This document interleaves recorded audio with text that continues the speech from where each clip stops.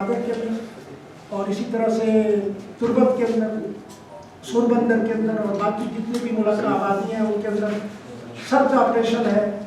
لوگوں کے گھروں میں بغیر اجازت کے جو ہے وہ لوگ گھس رہے ہیں، پولیس گھس رہی ہے، ایف سی گھس رہی ہے اور لوگوں کی پکڑ دھکڑ جو ہے وہ جاری ہے. ہم یہ پوچھتے ہیں بلوچستان کی انتظامیہ سے کہ وہ کس نقطے پہ کھڑی ہے، وہ صاف بتائے کہ اس نے اس دھرنے کو اور اس کے شرکاء کو ملک دشمن تصور کیا ہے تو پھر ٹھیک ہے، پھر تو ایک جنگ کی کیفیت ہوگی اور پھر ہم بھی اپنا موقف جو ہے بنائیں گے.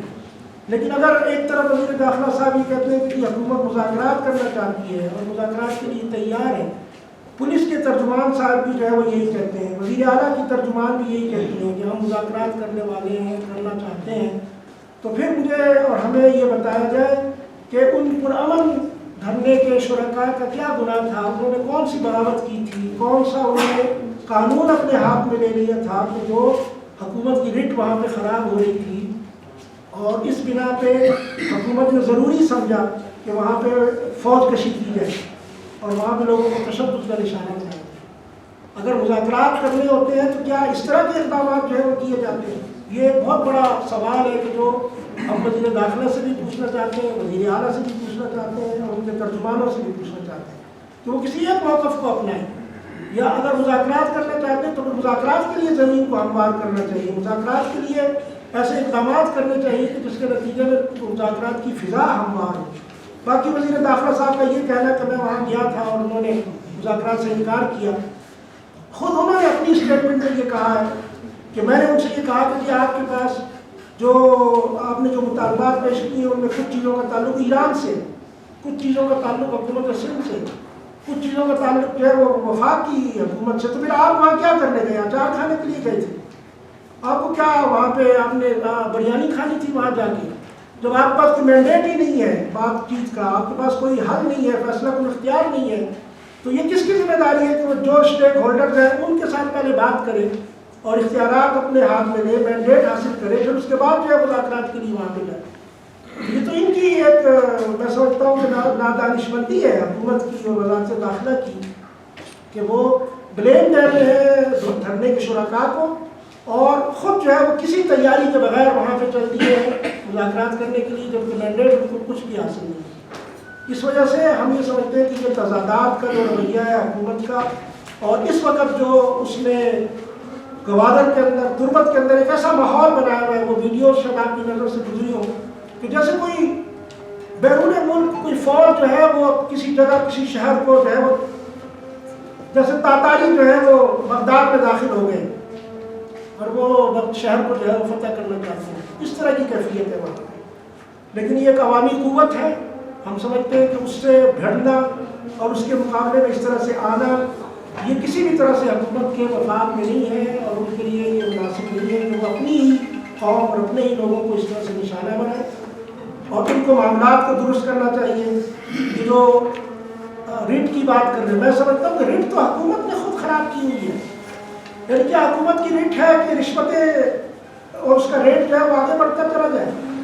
حکومت کی ریٹ یہ ہے کہ بھتے لیے جائیں کسٹم کی چیک پوسٹوں کے اوپر، اور حکومت کی ریٹ کیا یہ ہے کہ جو مافیا ہے وہاں پہ بھتہ خوری اور رشوت خوری کا اس کو تقویت پہنچائی جائے اور منشیات کو فروغ دیا جائے. یہ حکومت کی ریٹ ہے.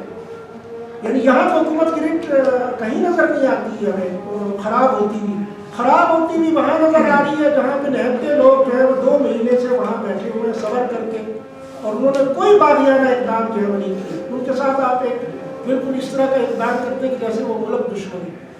دوسرا، وزیر داخلہ صاحب نے یہ فرمایا اپنے پریس کانفرنس کے اندر کہ وہاں VIP کی موومنٹ جو ہے وہ رک گئی اور PC ہوٹل کے اندر جو لوگ ٹھہرے ہوئے تھے ان کے عزیز و اقارب نے ہمیں فون کیا کہ ہمارے لوگ جو ہے محصور ہو گئے، سیاح محصور ہو گئے. تو اگر 2 مہینے سے لوگ اپنا روزگار چھوڑ دیں، لوگ اپنا کاروبار چھوڑ دیں، لوگ اپنے گھر بار کو چھوڑ دیں، ان اپنی زندگی کو تکلیف میں ڈالیں اور وہ آ کے وہاں بیٹھ جائیں، تو اس پر تو حکومت کے دل میں، اس کے پیٹ میں معمولی سا مروڑ بھی نہیں اٹھتا اور اس کو کوئی تکلیف نہیں ہوتی کہ ہزاروں لوگ جو ہے اس وقت بے چین ہیں، روزگار سے محروم ہیں، وہ آرام سے محروم ہیں، ان کے بچے گھر میں سفر کر رہے ہیں اور وہ لوگ خود دھرنے کے اندر آ کے بیٹھے ہوئے ہیں عوامی اور جنرل مطالبات کے اوپر. لیکن اگر وی آئی پی موومنٹ رک جاتی ہے تو حکومت کے پیٹ میں روڑ اٹھتا ہے. اور پی سی ہوٹل میں اگر کچھ سیاح جو ہے وہ بند ہو جاتے ہیں وقتی طور پہ تو حکومت کو ایک دم سے جو ہے وہ تکلیف شروع ہو جاتی ہے. یہ کون سا عوامی مفاد ہے کہ جس کی ترجمانی وزیر داخلہ کر رہے ہیں یا حکومت بلوچستان کر رہی ہے؟ حکومت بلوچستان صاف طور پہ اس بات کا اعلان کرے کہ اس کے پاس یہ قوت نہیں ہے تو ٹھیک ہے، پھر ہم سیاسی طور پہ وفاقی حکومت کے ساتھ اور اس کے جتنے بھی اسٹیک ہولڈرز ہیں ان کے ساتھ ہم بات کریں گے.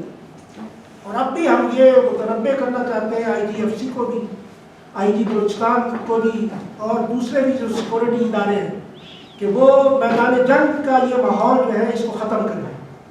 اگر وہ مذاکرات کی بات کر رہے ہیں یا تو وہ خود اعلانیہ وڈرا ہو جائے مذاکرات سے، پھر ٹھیک ہے، پھر گوادر کے عوام نمٹیں گے ان کے ساتھ اور پھر وہ فورسز نمٹیں گے، پھر ہم بھی اپنا موقف جو ہے بنائیں گے کہ ہمیں کس طرف کھڑا ہونا چاہیے. لیکن اگر حکومت مذاکرات کی بات کرتی ہے، جمہوریت کی بات کرتی ہے، تو پھر جمہوری اور مذاکرات کے اصولوں کی بنیاد پہ یہ کریک ڈاؤن کا سلسلہ، یہ غنڈہ گردی کا، یہ ریاستی دہشت گردی کا سلسلہ، اس کو بند کرنا چاہیے. ورنہ یہ اسکیل جو ہے مظاہروں کا یہ آئندہ دنوں میں پھیلے گا.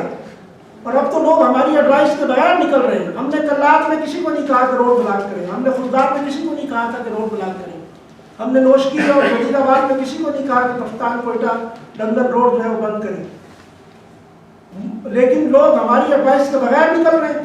کل کو جو کوئٹہ روڈ بھی بند ہوگا اور کل کو جو ہے وہ کوئی اور افتاد بھی جو ہے وہ حکومت کے سامنے آئے گی. اگر عوام کی قوت کے سامنے حکومت جو ہے وہ آنے کی کوشش کرے گی تو اس کے نتائج جو ہے وہ پھر حکومت ہی کو بھگتنے ہوں گے. ہم نہ قانون کو اپنے ہاتھ میں لے کر آتے ہیں، نہ دھرنے کے قائدین اور دھرنے کے شرکاء اس کے قائل ہیں کہ وہ قانون کو اور نظام کو اپنے ہاتھ میں لیں. تو اپنے جائز مطالبات کے لیے اپنے گھر سے قربانی دے کے نکلے ہوئے ہیں. حکومت کو ان مطالبات کو بھی کنسیڈر کرنا چاہیے اور ان مطالبات کے اوپر عمل درآمد کے لیے فوری طور پہ ایک کمیٹی بنانی چاہیے جس میں بااختیار لوگ شامل ہوں، وفاقی حکومت کے نمائندے اس میں شامل ہوں، اور یہ سلسلہ ختم ہوگا، ماحول ہموار ہوگا تو اس کے بعد جو ہے مذاکرات ہو سکتے ہیں. اور یہ جو تاثر گمراہ کن تاثر دیا جا رہا ہے کہ دھرنے کے لوگوں کے مذموم مقاصد ہیں اور دھرنے کے لوگ جو ہیں وہ ملک دشمنی اور ترقی کے برخلاف اقدامات کے اوپر تلے ہوئے ہیں، اس کی کوئی دلیل آج تک جو ہے وہ کوئی پیش نہیں کر سکا. آپ صحافی ہیں، آپ سب سے زیادہ باخبر لوگ ہیں. میں آپ لوگوں کو گواہ بنا کے یہ چیلنج کرتا ہوں کہ اگر دھرنے کے شرکاء یا اس کے قائدین کی طرف سے ملک دشمنی یا ترقی کے خلاف کوئی اقدام اگر کوئی ثابت کر سکتا ہے تو ٹھیک ہے، پھر ہم مجرم ہیں اور ہم ان کو بھی جو ہے وہ مورد الزام ٹھہرا سکتے ہیں. لیکن ایسا نہیں ہے.